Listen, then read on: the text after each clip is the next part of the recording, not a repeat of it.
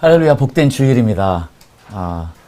오늘 이 말씀을 듣는 이 자리에 있는 여러분 모두에게, 그리고 유튜브를 통해서 이 말씀을 접하며 예배하는 여러분들에게 오늘 특별한 예수의 흔적의 역사가 임하시기를 축복합니다.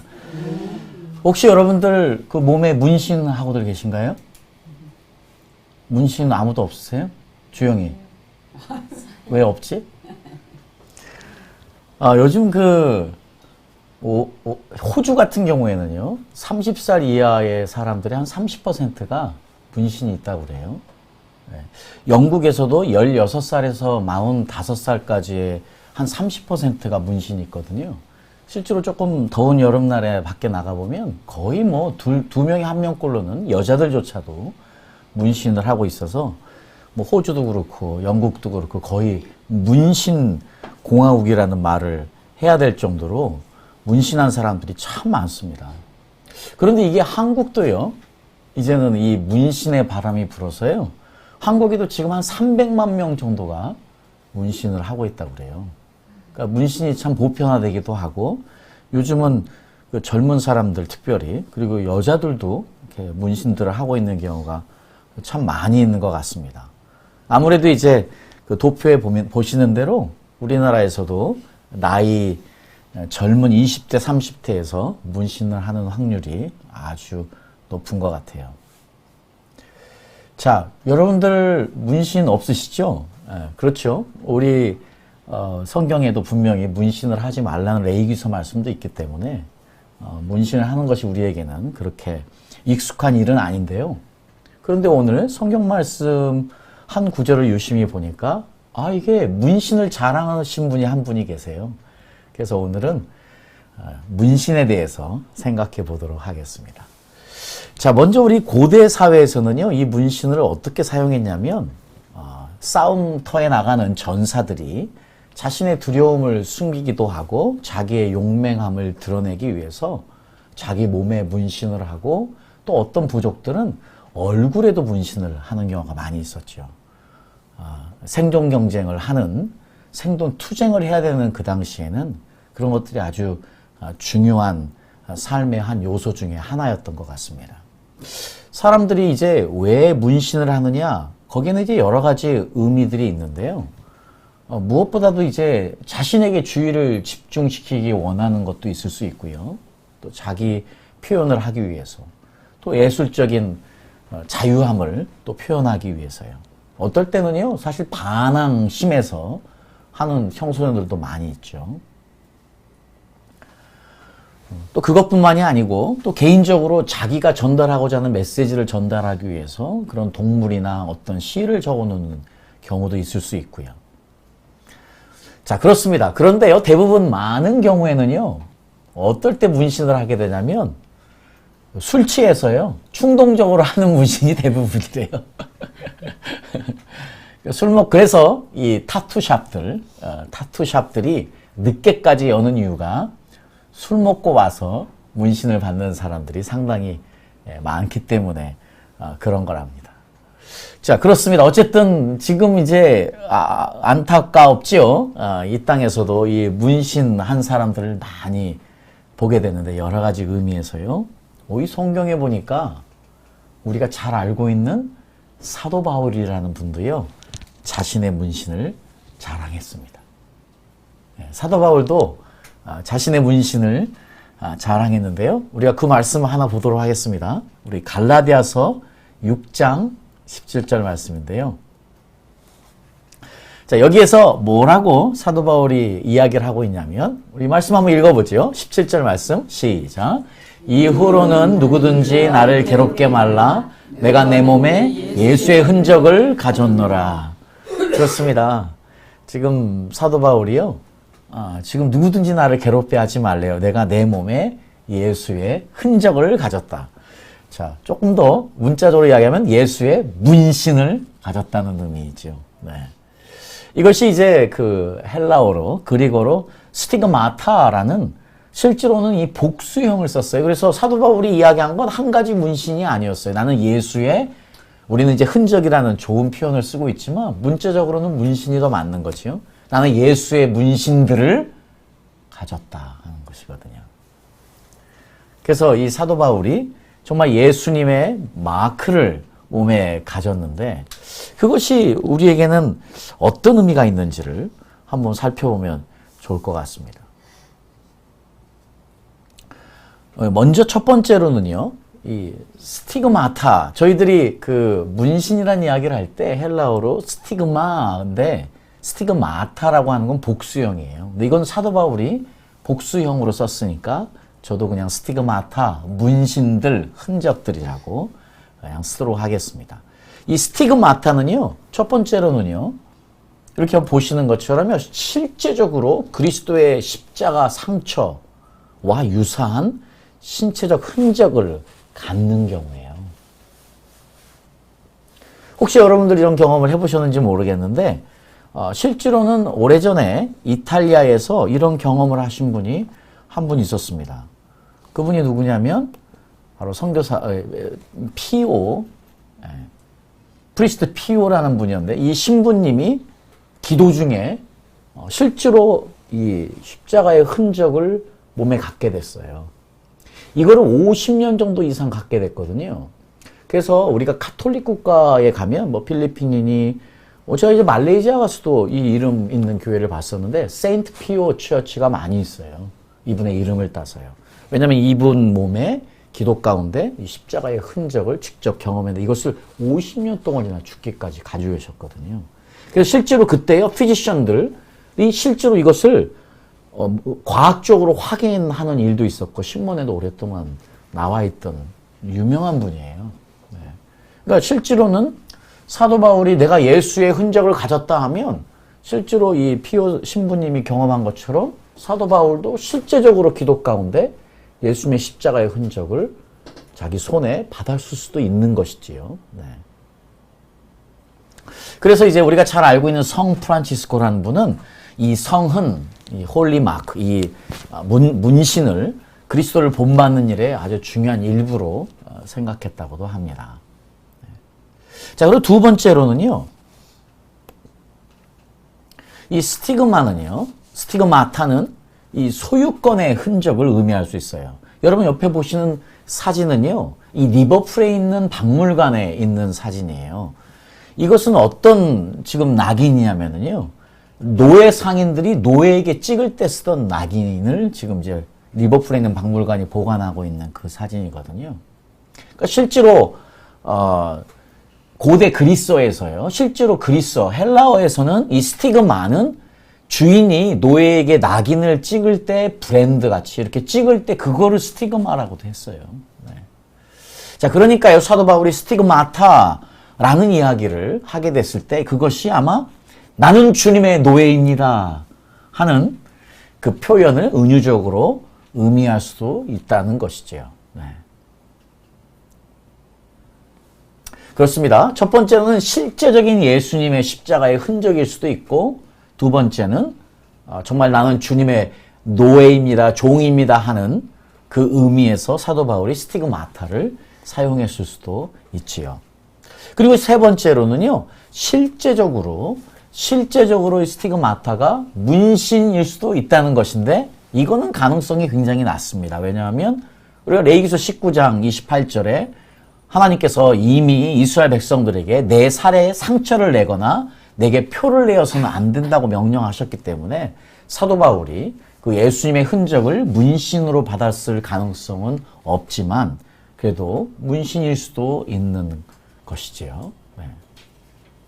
그리고 네 번째로는요, 아마 이 네 번째의 이것이 정말로 사도 바울이 의미했던 의미에 가까울 거라고 저도 생각을 하는데 실제로 많은 신학자들도 이 의견에 동의를 합니다.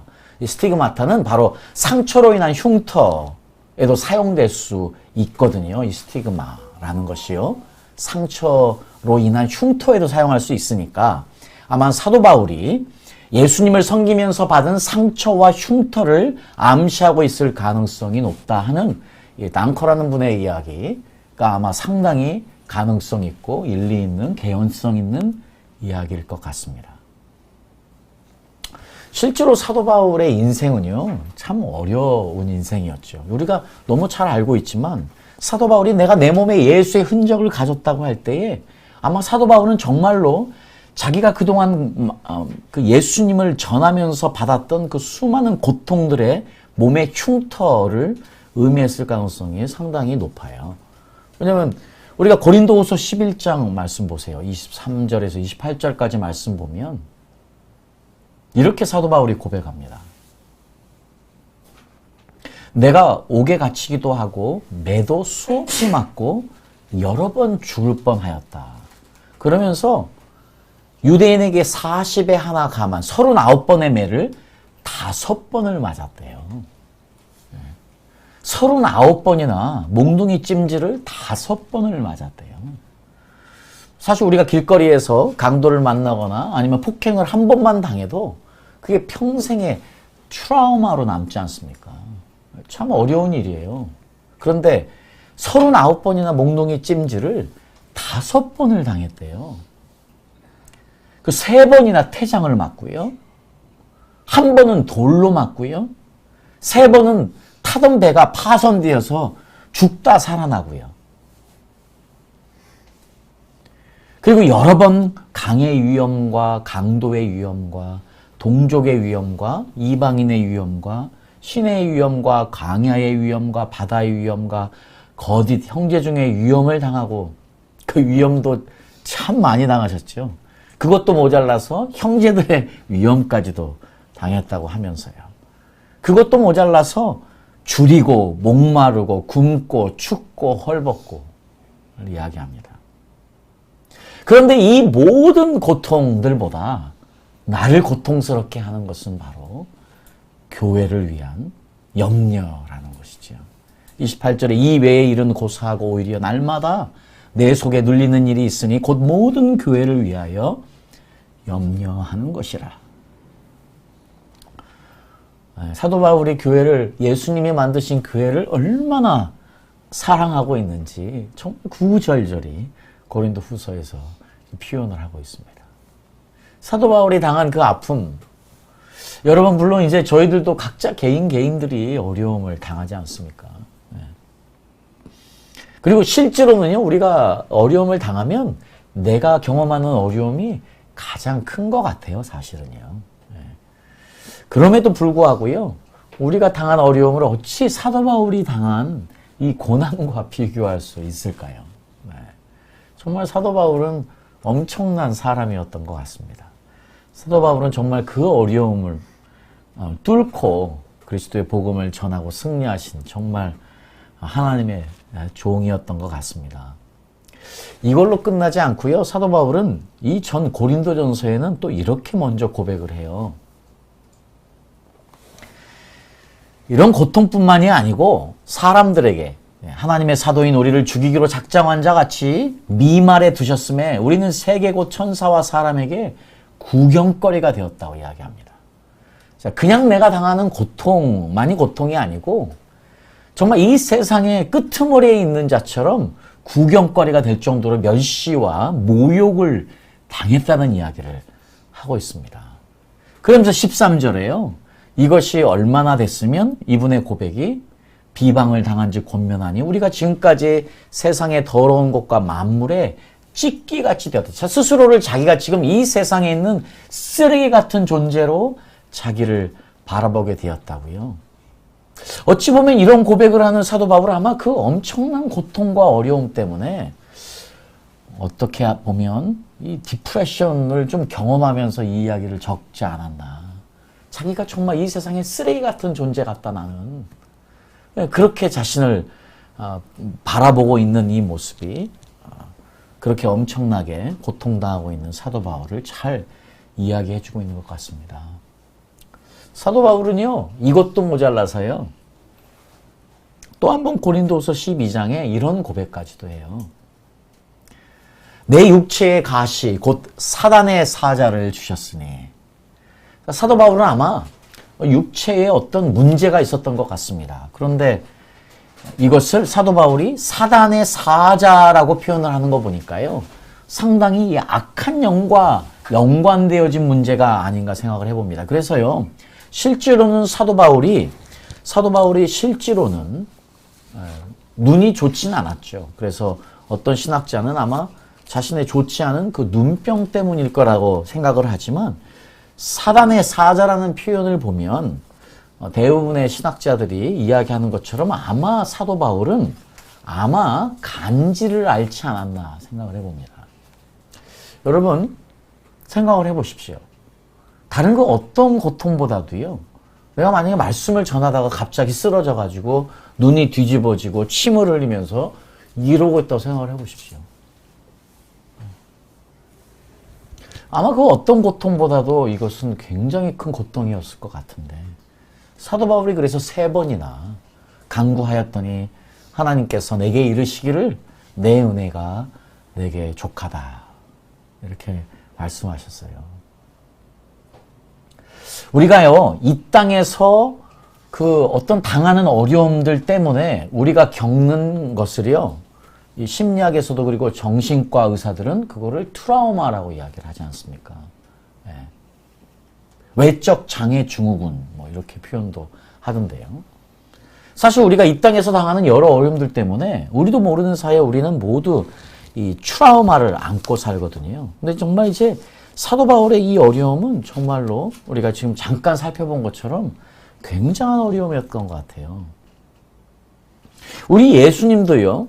이 땅에 계실 때 우리 예수님에 대한 어린 시절의 이야기가 정확하게 기록되어지지 않아서 우리가 잘 모르지만 그래도 유추해 볼 수 있는 몇 가지가 있는데 그 중에 한 가지가 이사야서 말씀이거든요. 이사야서 53장에 보니까요. 이렇게 예수님의 앞으로 올 메시아의 얼굴의 모습을 이렇게 표현을 해놨어요.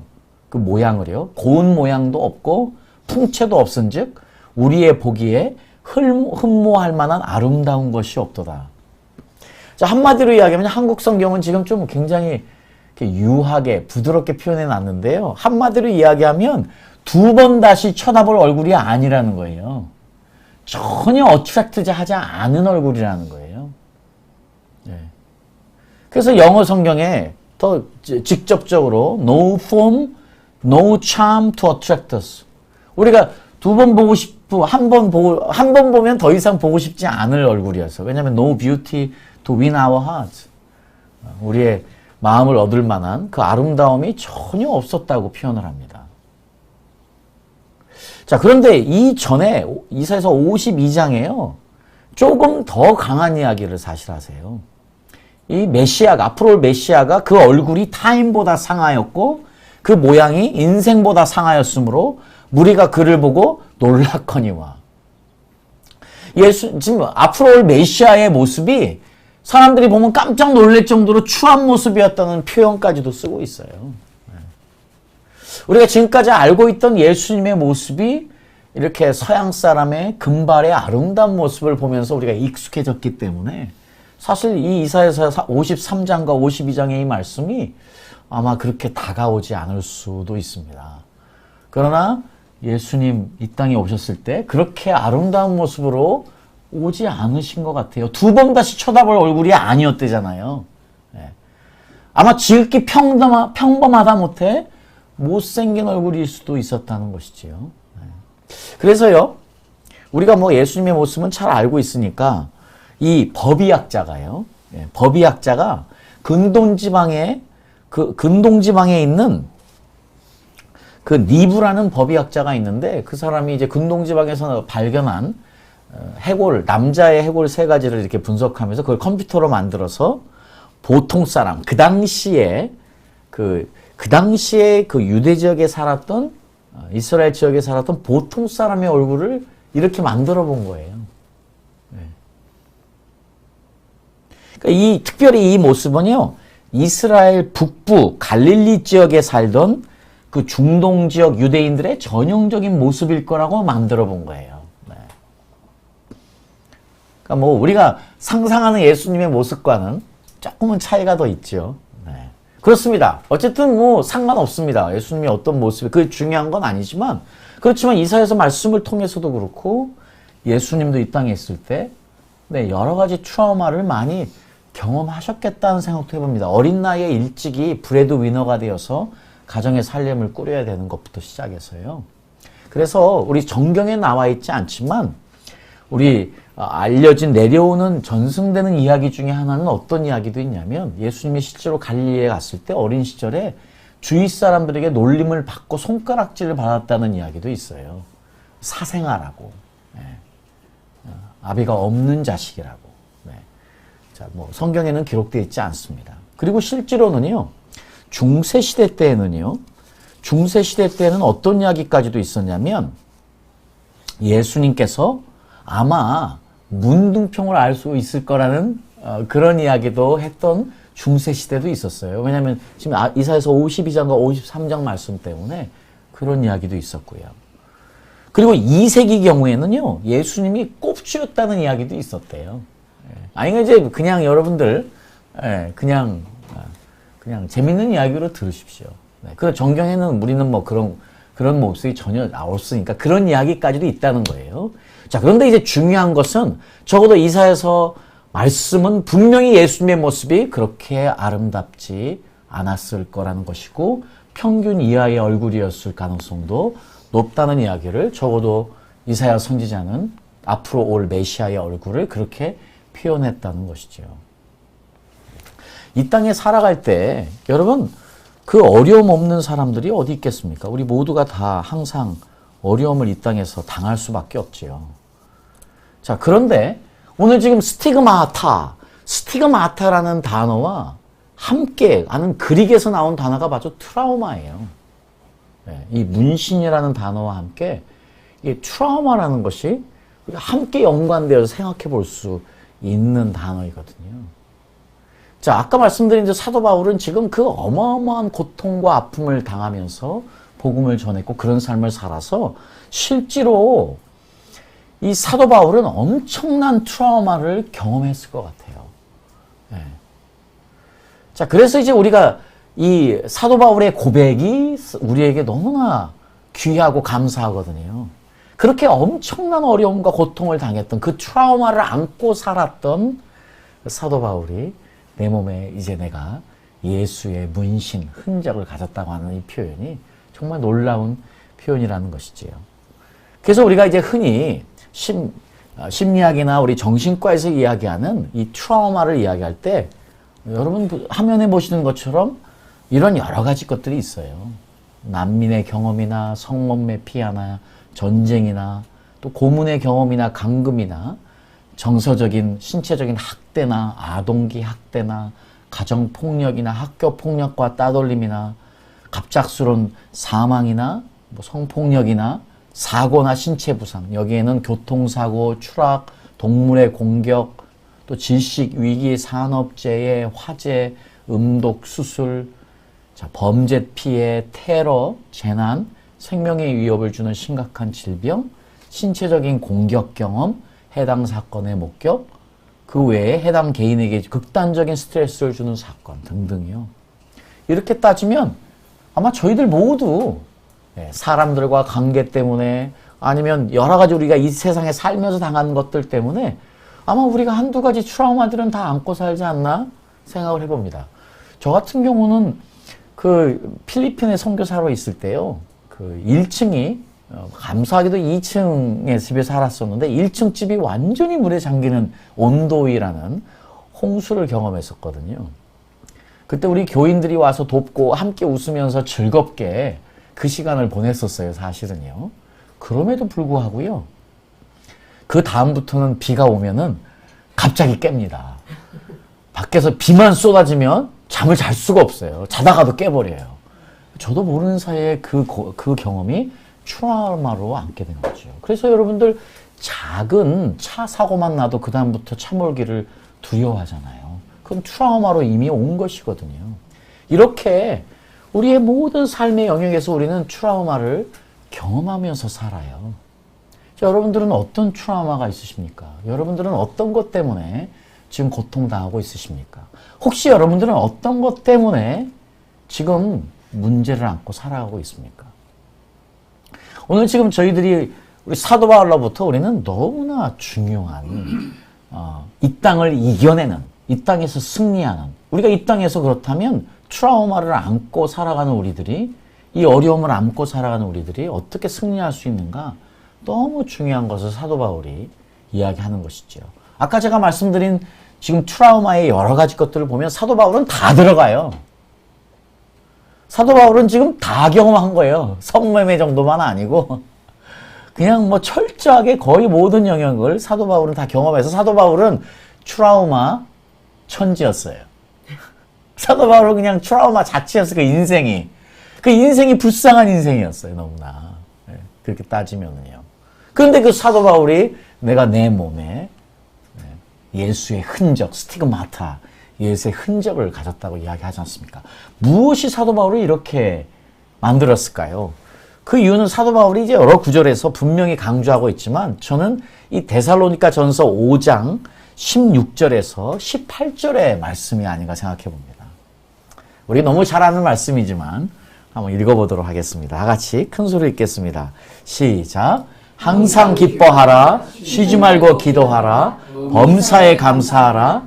이는 그리스도 예수 안에서 너희를 향하신 하나님의 뜻이니라. 그렇습니다. 아멘이지요. 네. 다른 거 없습니다. 신앙생활은 너무 간단해요.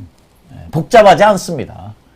사도 바울의 메시지도 너무 간단하고요. 예수님도 항상 너무 간단했어요. 항상 기뻐하면 되는 것이고 쉬지 말고 기도하면 되는 것이고 모든 일에 감사하면 다 해결되는 일이에요. 하나님의 뜻이니까요. 이것이 하나님이 우리에게 이 땅을 어떻게 살아가야 되는지에 대한 우리를 향한 하나님의 뜻이라고 사도 바울이 이야기하는 것처럼요. 이렇게 권면하신 우리에게 권면한 사도 바울은 이렇게 살았나 봅니다. 그러지 않고서야 그 많은 트라우마들을 어떻게 견디며 승리할 수 있었겠냐 하는 것이에요.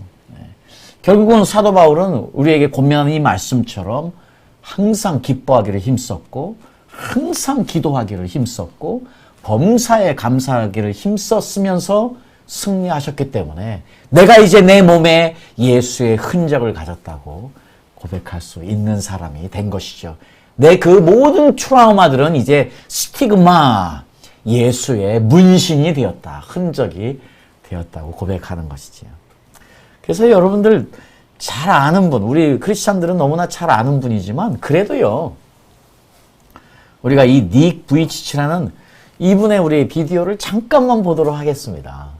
그러면서 우리가 너무 잘 알고 있는 분이긴 하지만 자, 이분은 아마 자기가 가지고 있는 그 신체적인 트라우마, 사실 신체적인 트라우마가 정신적인 엄청난 트라우마로 이분에게 남았을 텐데 이분은 이것을 승리해낸 분이잖아요. 그러니까 한번 이분 이야기 잠깐만 간단하게 들어보도록 하겠습니다. I just love life. I love life. You know, so many people come and say, "How come you smile so much?" And I'm like, "Well, it's a long story." She walks busy streets looking for her next needs. Maybe we'll be the one. 'Cause in her mind there is more left than being someone. But deeper down she has The desire for me to be independent and live a normal life and a full life is a dream of mine. I really just want to put limits aside and live life to the fullest and just going for it. To overcome an obstacle, you have to realize where you are and to visualize yourself overcoming these obstacles. To focus on the positive things that we do have, using everything that we have to the best of our ability. Many people look at me and say, "Nick, how come you're smiling? How come you're so happy?" And I want to be like you. And I don't mean like, you know, I want to be like you in a prideful way, but they see the strength in me. You look at me and you want the confidence that I have. You want the smile that I have. Many people ask where it's from. And tonight I'm going to tell you where Nick's smile is from. You're beautiful, just the way you are.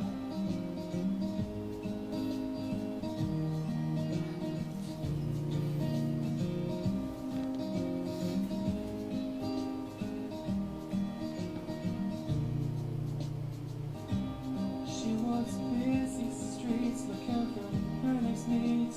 Maybe we'll be the one. 'Cause in her mind there is more left than being someone.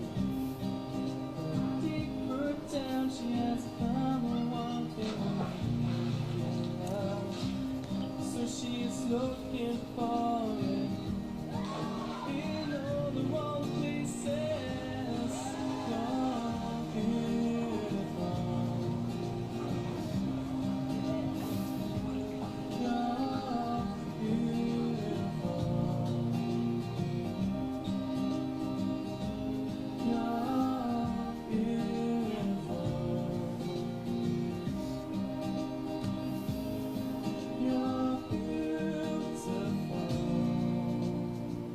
Just the way you are,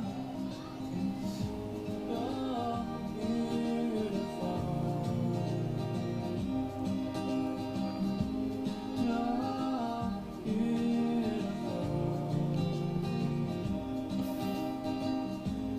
You're beautiful.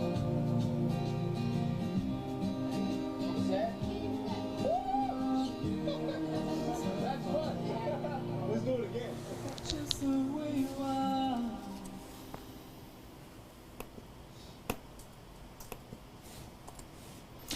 여러분, 이 땅에 우리가 살아가는 동안 어려움이 많죠. 고통도 많고요. 어떻게 우리가 벗어날 수 있겠습니까? 이 세상은요, 영어로 full of surprises. 항상 어려움이 있을 수밖에 없어요.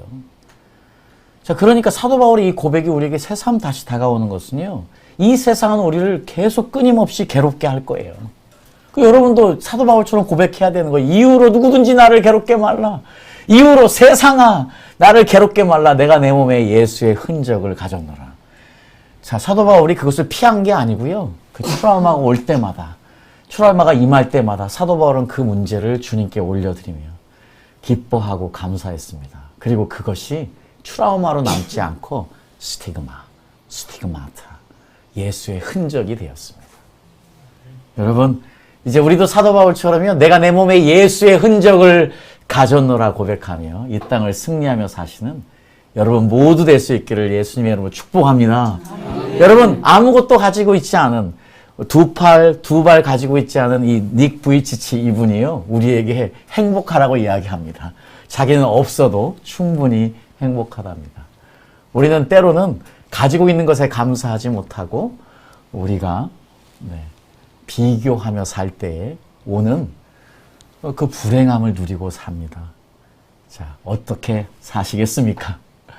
여러분이 가진 모든 불행들, 어려움들을요, 주님께 올려드리고 그것을 오늘 다시 한번 사도 바울의 고백처럼 예수님의 흔적으로 만들 수 있는 저희 모두 될 수 있기를 예수님의 이름으로 축복합니다. 여러분, 사진에 보는 것처럼요, 저희들에게는 십자가의 문신이 필요한 게 아니에요. 뭐가 필요합니까? 우리의 트라우마를 예수님께 올려드려서 그게 예수님이 만지시는, 그래서 회복하신 상처가 됐을 때, 딱쟁이가 됐을 때에, 그것들이 바로 예수의 흔적을 가진 것이니까요. 우리 모두 이렇게 승리하며 사시는 저희 모두 되었으면 좋겠습니다. 축복합니다, 여러분.